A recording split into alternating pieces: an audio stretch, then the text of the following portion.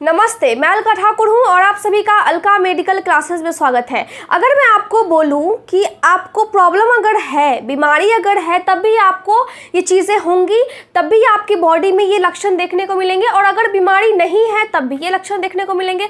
मैं उम्मीद करती हूँ कि आप सब बिल्कुल बढ़िया होंगे, बहुत स्वस्थ होंगे, लेकिन तब भी ये दिक्कत आपको होगी। अब होती होगी ये तो कन्फर्म है, लेकिन ऐसा कौन सा प्रॉब्लम है जिसको बीमारी है उसको भी होता है और जिसको नहीं है उसको भी होता है? तो हिचकी एक ऐसी समस्या है, हिचकी एक बीमारी नहीं है, यह एक लक्षण है।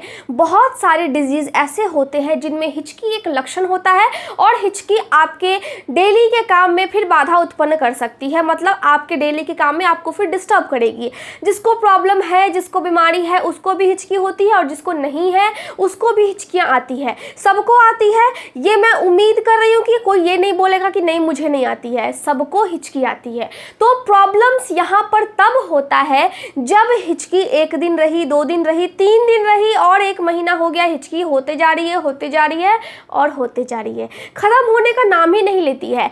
ऐसा हम मानते हैं कि 48 घंटे से ज़्यादा अगर किसी को हिचकी है, किसी की हिचकी जा ही नहीं रही है, पानी पी लिया, पानी चीनी नमक का घोल भी आपने पी लिया, साथ ही क्या किया आपने सांस रोक करके टेक्निक भी अपना लिया, सांस को रोकने का बहुत कोशिश किया, तब भी हिचकी जाने का नाम नहीं लेती है। अगर 48 आवर्स से ज़्यादा आपको हिचकी रहता है, इसका मतलब है आपको डॉक्टर के पास जाना है। वेट किस चीज़ का करते हैं हम? वेट इस चीज़ का करते हैं ताकि कोई चमत्कार हो जाए। अगर चमत्कार नहीं हुआ तब भी आपको डॉक्टर के पास जाना है, और अगर चमत्कार हो भी जाता है किसी के साथ तब भी आपको डॉक्टर के पास जाना है और समझना है कि अगर आपके बॉडी में कोई चीज़ जब होती है तो वो क्यों होती है। कोई प्रॉब्लम होता है, क्यों होता है, अचानक से कुछ फील होता है, क्यों होता है। अगर कोई चीज़ आपको लंबे समय से है तो ज़रूर बॉडी में कुछ ना कुछ दिक्कत तो होगी ही।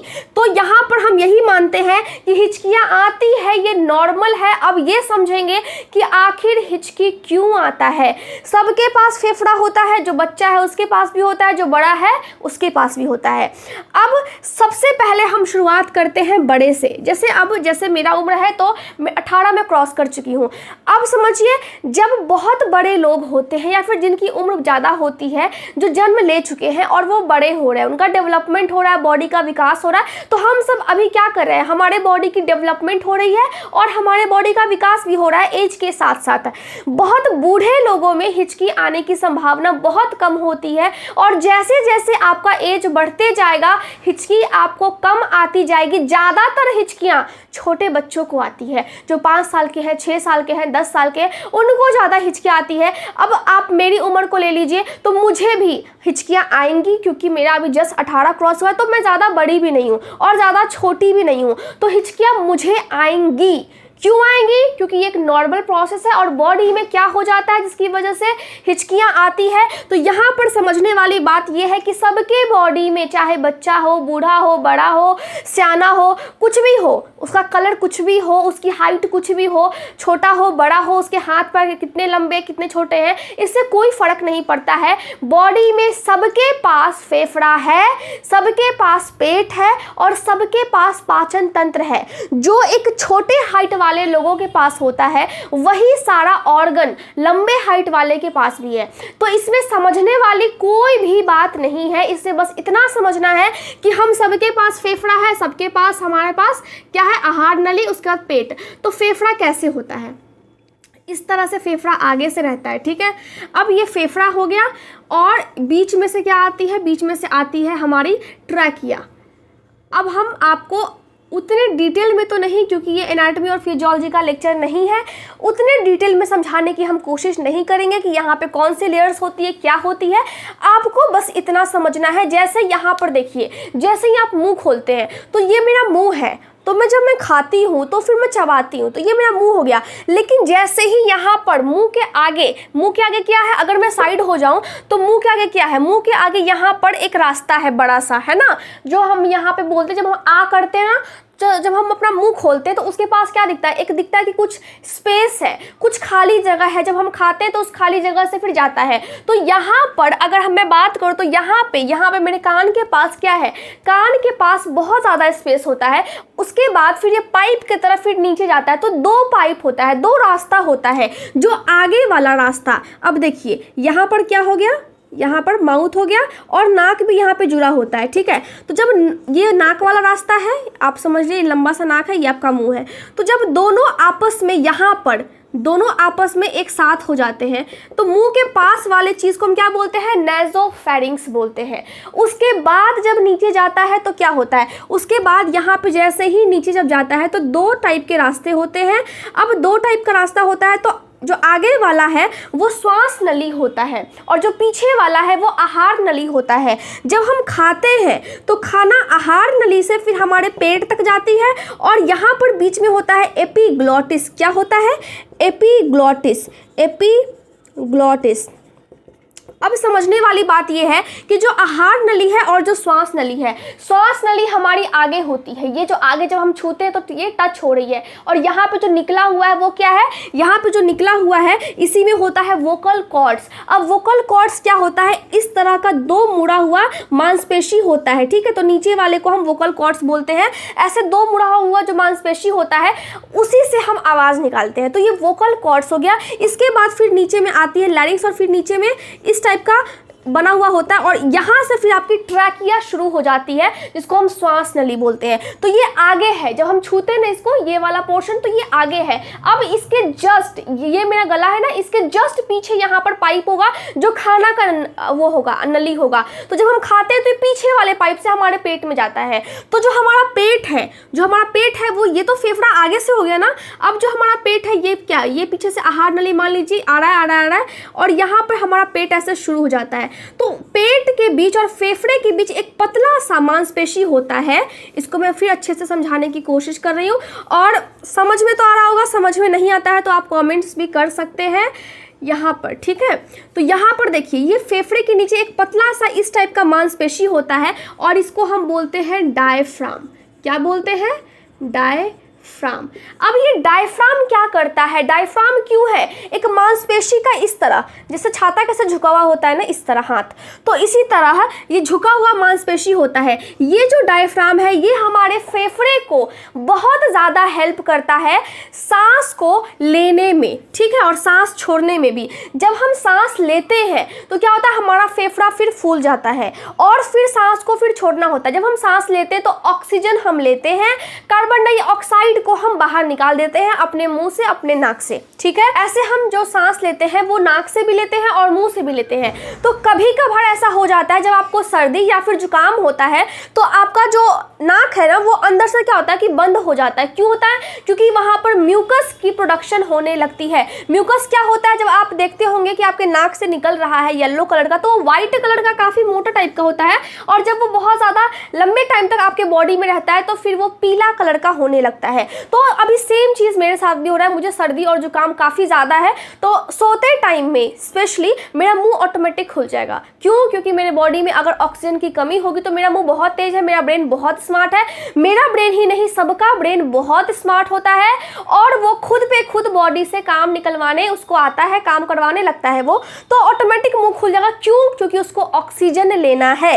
तो जब ऑक्सीजन लेना है तो फेफड़े में पहले ऑक्सीजन आया, अब क्या हुआ, डायफ्राम नीचे की तरफ झुक गया। जैसे ही आप किसी चीज को लेते हो तो अगर वो सामान भारी है, मान लीजिए कि अगर आपने कुछ उठाया और वो सामान भारी तो आप नीचे की तरफ झुक जाओगे। तो क्या हुआ, हमने सांस लिया, अब हवा में भी तो वजन है ना, जब हमने सांस लिया तो फेफड़ा हमारा यूं करके फूला। जब यूं करके फूला तो ये जो डायफ्राम है ये कुछ इस टाइप का होता है और फिर ये नीचे की तरफ ऐसे करके झुक जाता है, मतलब इसमें ऑक्सीजन आया है। अब यहाँ पर डायफ्राम जो है वो बहुत ही स्मार्टली वर्क करता है, बहुत ही तेजी से अपना काम करता है।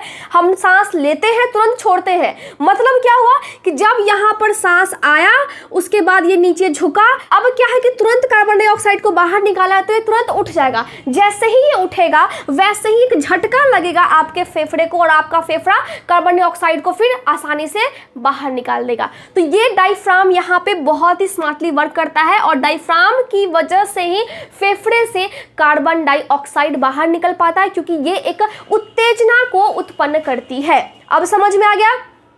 अब अगर हम देखें तो बॉडी में बहुत सारी चीज़ें हैं जो अपने आप काम करती हैं, लेकिन इतना छोटा सा जो मांसपेशी है वो इतना ज़्यादा काम कैसे कर लेता है। इसको दो नर्व चलाते हैं, डायफ्राम को दो नर्व कंट्रोल करते हैं। अगर ये झटका दे रहा है फेफड़े को, तो आखिर कौन है इसके पीछे, किसकी साजिश है जिसने डायफ्राम को सिखाया कि फेफड़े को झटका दो। तो यहाँ पर दो नर्व होते हैं। नर्व का मतलब होता है जैसे हमारे बॉडी में नसें होती है जिसको हम क्या बोलते हैं, ब्लड वेसल्स बोलते हैं। तो ब्लड वेसल्स जिसमें से खून बहता है, तो बॉडी में खून एक नस से दूसरे नस, एक अंग से दूसरे अंग, सर से लेकर के पांव तक दिन भर यही प्रक्रिया चलती रहती है। उसी तरह जब हम रोटी बनाते हैं तो अगर तावा गर्म है और उसको पे हमने अपना रोटी डाला और क्या हुआ, हमारा गलती से हाथ का जो उंगली है ना वो तावे पे चिपक गया, तो हमें यहाँ पे फील होता है कि हाँ गरम तो लगा है। अब जब यहाँ पे गरम फील हुआ तो हम तुरंत हटा लेते हैं। तो ये क्या हुआ, ये हमारे बॉडी में क्या हुआ, सेंसेशन हुआ, चेतना उत्पन्न हुई कि हमें फील हुआ। ऐसा हुआ कि हमें कुछ चीज़, हमने आग में हाथ डाला और जब अगर हमारे बॉडी में नर्व्स नहीं होंगी तो वो हाथ अगर जल भी जाएगा तो फिर हमें फील नहीं होगा। हमें तकलीफ़ होती है जब हमें इंजेक्शन लगता है, तब कहीं पर हाथ कट जाए तो उस टाइम में भी हमें तकलीफ़ तो होती है ना, दर्द होता है, जलन भी होता है। अगर हम उस पर कुछ लगाते हैं, अगर हम उसको साफ़ करते हैं सैवलॉन से, दर्द तो होता है। तो ठीक इसी तरह जो हम फील करते हैं, जैसे कि जो बाहर से हुआ या फिर जो अंदर से होता है, जब हमें सर्दी और जुकाम है तो अंदर से हम अच्छा फील नहीं करते हैं, हल्का सा बुखार भी हो जाता है। तो ये मेरे साथ भी अभी हो रहा है। तो ये क्या है, टेम्परेचर चेंज की वजह से हो रहा है। तो यहाँ पर क्या हो गया कि इसमें दो नर्व्स इसको सहायता देते हैं। नर्व्स का मतलब क्या है, तंत्रिका तंत्र आप कह सकते हैं, या फिर आप कह सकते हैं कि सेंसेशन किससे हुआ, दो नर्व से, जो हमें फील करवाता है बाहर के वातावरण में क्या हो रहा है, सर्दी है, गर्मी है, बरसात है, हम ठंडा फील करते हैं, गर्म फील करते हैं, तो इसी नर्व्स की वजह से फील करते हैं। बहुत सारे बॉडी में नर्व्स होते हैं और यहाँ पर दो नर्व मेन काम करता है। पहला नर्व क्या है, पहला नर्व है फ्रेनिक नर्व। क्या है, फ्रेनिक नर्व। और दूसरा क्या है, दूसरा है वेगस नर्व। Vagus nerve. तो बॉडी में ये जो नर्व है, ये दोनों नर्व काफ़ी ज़्यादा अहम भूमिका निभाते हैं, डायफ्राम को हेल्प करते हैं। अब ये चीज़ एकदम क्लियर हो गया होगा कि आखिर डायफ्राम इतना ज़्यादा स्मार्ट क्यों है, क्योंकि उसको कौन हेल्प कर रहा है, ये दोनों नर्व हेल्प कर रहे हैं। अब होता क्या है कि अगर ये जो नर्व्स है ये ज़्यादा एक्साइटेड हो जाए तो ये जो दोनों नर्व्स है इसकी मदद से ही डायफ्राम काफ़ी ज़्यादा स्मार्टली वर्क करता है। अगर मैं आपको बोलूँ कि मैं आपको एक न्यू फ़ोन दे रही हूँ, ठीक, तो क्या होगा, खुशी के मारे बॉडी में बहुत ज़्यादा एक्साइटमेंट होगी। तो जब एक्साइटमेंट होता है या फिर जब आप किसी चीज़ के लिए जब आप दुखी होते हो तो उस टाइम में ये नर्व्स क्या होती है, ये नर्व्स फिर उत्तेजित हो जाती है, स्टिमुलेट हो जाती है। अब जब ये नर्व्स स्टिमुलेट हो जाती है तो एक बार हुई तो ये सह जाएगी, दो बार हुई तो सह जाओगी, लेकिन जब बार बार इसको कोई चीज़ इरिटेट करता है, कोई चीज़ इसको स्टिमुलेट करता है, बार बार जब इसमें सेंसेशन होती है तो उस टाइम में क्या होता है, तो उस टाइम में फिर हिचकी आने की संभावना बढ़ जाती है, क्योंकि ये दोनों नर्व्स की वजह से ही ये जो डायफ्राम है फिर ये भी इरिटेट हो जाता है। अब हिचकी आता कैसे है, समझिए बात को। यहाँ पर क्या है कि ये जो डायफ्राम है ये कुछ इस टाइप का है, हमने समझा। और जैसे ही आपके बॉडी में हिचकी होती है तो क्या होता है, इस टाइप का आवाज़ निकलता है। तो किसी किसी को आवाज़ नहीं भी निकलता, लेकिन इस टाइप का होने लगता है। तो क्या होता है कि ये जो यहाँ पर इस तरह झुका हुआ है, तो जब हम सांस लेते हैं तो हमने सांस लिया, ठीक है, हमने सांस लिया, तो उस टाइम में क्या हुआ कि ये जो डायफ्राम है ये काफ़ी ज़्यादा सिकुड़ जाते हैं, क्योंकि ये दोनों जो काफ़ी ज़्यादा स्टिमुलेट हो जाते हैं, इरिटेट जब ये दोनों नर्व्स हो जाते हैं तो फिर ये सिकुड़ जाती है। तो यहाँ पर जब ज़्यादा हवा भर जाता है तो ट्रैकिया से हवा कंटिन्यूसली आ रहा है,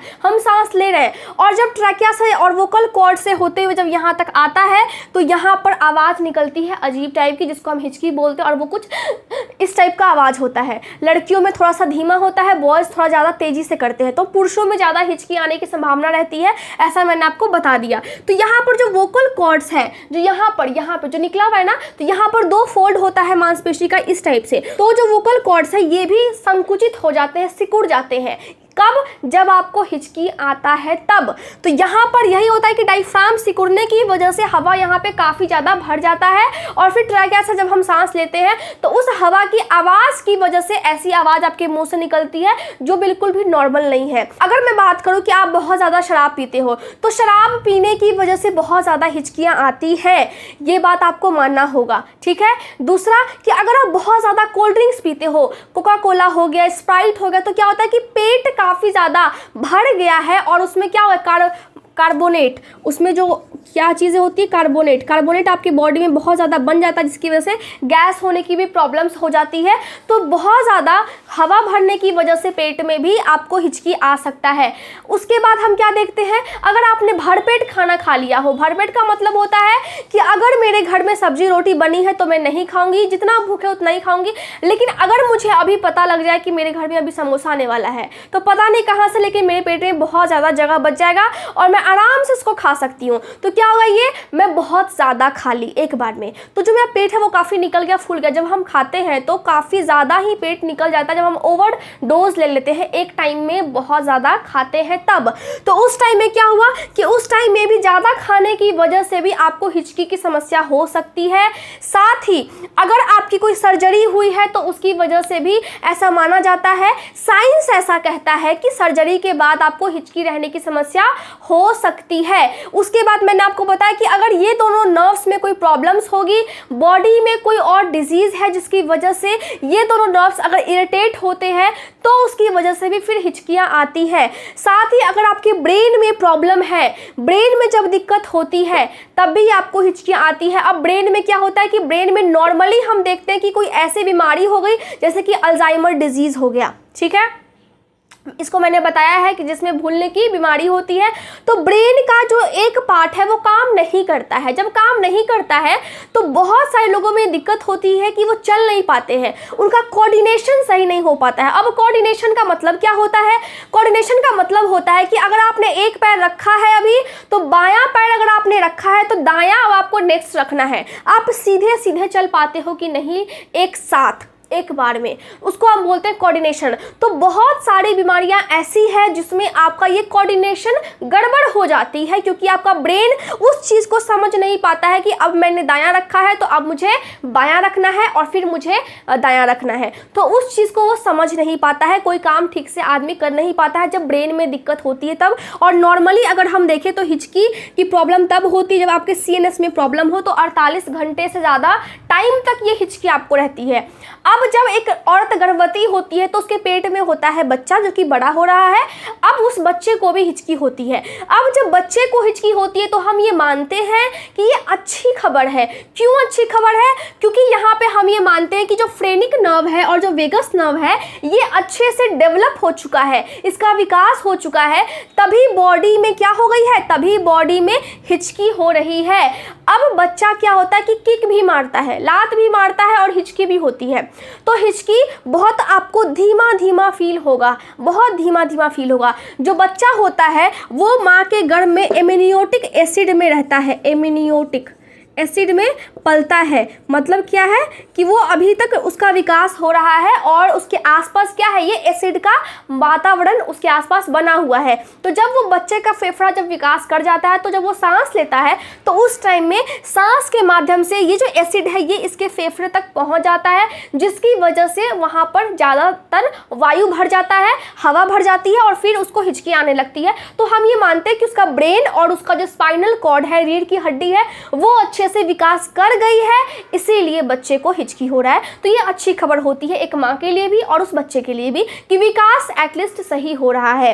अब हिचकी आपको दिक्कत नहीं करती है अगर आपको 48 घंटे से कम समय में आपको हिचकी होता है और फिर ठीक हो जाता है, लेकिन अगर ज़्यादा हो गया तो फिर दिक्कत वाली बात होती है। यहाँ पे मैं बताऊंगी कि यहाँ पे मैंने तीनों क्या क्या चीज़ें लिखी है, उसको मैं आपको अभी समझाऊंगी। अब हमने ये समझ लिया, अब ब्रेन में आपको प्रॉब्लम होगा तब, डायबिटीज़ की प्रॉब्लम होगी तब, आपके किडनी में दिक्कत होगा तब, जब किडनी फेल की स्थिति बनती है तब आपको फिर प्रॉब्लम्स हो सकती है। अगर कोई बहुत ज़्यादा अल्कोहल पीता है तब आपको दिक्कत हो सकता है। अगर किसी को पार्किंसंस डिजीज़ है, ये डिजीज़ जब होती है पार्किंसंस, तभी आपको दिक्कत हो सकता है। आपको बीमारी जब होती है बॉडी में तो आपको हिचकी की समस्या आ सकती है। सर्जरी आपकी हुई है तब भी आपको आ सकता है।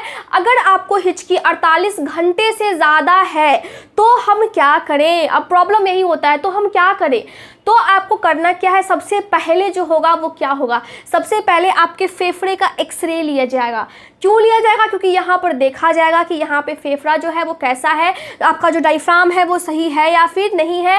रीढ़ की हड्डी, मतलब रीढ़ की जो हड्डी होती है और जो आपके आगे से क्या होता है, पसली होता है जिसको हम बोलते हैं रिब्स, तो वो सही है या फिर नहीं है। उसके अलावा हम ये भी देखते हैं कि ब्लड में कोई इन्फेक्शन है या फिर नहीं है, क्योंकि ब्लड में अगर इन्फेक्शन होगा तो आपके ब्रेन में जो ब्लड जा रहा है वो भी इन्फेक्टेड ब्लड होगा और फिर वो जो ब्रेन है फिर वो काम करना धीरे धीरे करके बंद कर देगी, जिसकी वजह से ये दोनों नर्व्स जो कि ब्रेन से कंट्रोल होते हैं इस पर भी असर पड़ेगा, दबाव पड़ेगा। हमारे बॉडी का सारा काम हमारा ब्रेन करता है, तो हम सीटी स्कैन, एमआरआई ये सभी चीज़ें करेंगे, ब्लड टेस्ट भी हम करेंगे, ब्रेन की हम स्कैनिंग भी करेंगे और साथ में हम ये भी देखते हैं कि जिसको GERD है, GERD का मतलब क्या होता है? ये एक डिजीज़ है जिसको हम बोलते हैं गैस्ट्रोइसोफेजियल रिफ्लक्स डिजीज़।